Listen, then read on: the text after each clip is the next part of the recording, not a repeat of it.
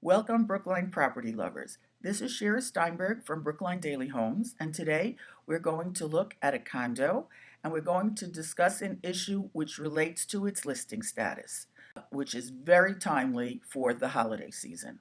So, without further ado, let's look at the property. The property is 123 St. Paul Street. It's unit number one.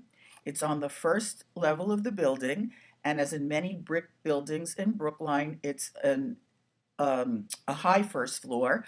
We've discussed that before, meaning that it's not at street level. People have to look up. It's about half a floor high, so you have the advantage of privacy from people looking in, but you also have the advantage of not having to climb very high to get to the unit, not many steps. A fireplace, 4 bedrooms, 2.5 baths, one of which is a master bath. It's in the Lawrence School District. It is in a corner building, so you have 3 exposures. It is a floor through, meaning there are no other units in the building on the same floor. Manhattan style, which means that it's big and sprawling on one floor, so the rooms are very gracious and spacious. Top of the line finishes. The square footage is 2210 square feet. It's larger than many houses, and because it's all on one floor, you don't lose a few hundred square feet for staircases and the hallway around the staircases. So it has more livable space than most houses of that size in Brookline. All right, let's take a quick peek at the pictures. Here we have the living room of the unit.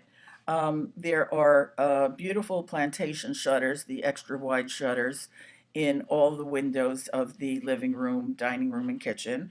By the way, it's a little hard to show it in pictures, but it's very much of an open floor plan, despite the fact that this is an older building that originally was much more closed up. And that's one of the things that makes the design of the property unusual. So we have the living room here. You enter from somewhere at this end of the living room into a foyer that leads into here. Here are some of the custom built-ins on either side of the fireplace. This very large French door leads to the dining room, and in fact, you would be coming into the dining room from the living room right over here, also at the bottom of the picture. You have 2 exposures. Here you see the corner where St. Paul intersects with the street on the side of the building. And this is just a half wall between the dining area and the kitchen. So we have an L-shaped living room. To the left of it is the dining room, and right over this half wall we have the kitchen. This banquette is built into that room divider, and you've got a beautiful white kitchen with, as we discussed before, very expensive appliances.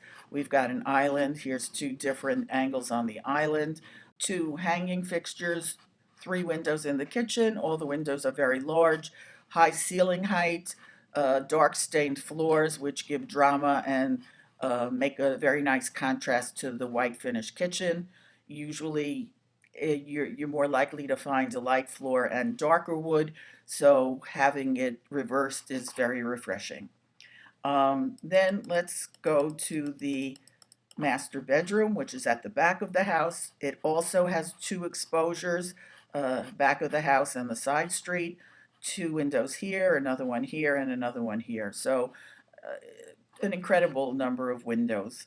And then here would be the master bath. It's in 2 rooms. Here are the separate vanities that we talked about before that were in the remarks. And finally, this is the very luxurious marble and tile shower and toilet for the master bath. Then we get on to the deck and the other bedrooms, but we're going to go back to the listing and discuss our issue for the day. Okay, so the issue for the day is the status of the unit. The status of the unit is expired. It expired 2 days ago. Expired means that there was a contract between the owner and the broker, the listing broker, and it had an end date, and the end date came, and the owner did not extend the date. Now, sometimes that happens if an owner is interested in dealing with a new agent. Um, but other times, as I suspect is the case here, um, if it expires around the holidays, anytime from mid-November to afterwards, it's not unusual for the owner and the broker, in this case, they're one and the same person, as I mentioned earlier, but usually it's two people. It's not unusual for them to decide that they would like to take the unit off the market for the holidays. It's very common for properties that are on in the fall and don't sell by Thanksgiving or close to Christmas to come off the market for a few months and come back sometime after the new year, maybe January, maybe February, or even later. Why is that? Well, one reason is because sellers do not particularly enjoy having a lot of buyers coming through their property when they live in it during the holidays. They're busy entertaining, relaxing, house guests, partying, and they don't really feel like having all this disrupted to accommodate showings. So, why is this of interest to you? Well, if a property is expired, it does not show up on any of the databases that are available to the public. In other words, if you go to Trulia or Zillow or one of the brokerage databases, it will not be there. It only shows up on the databases that brokers like myself can see.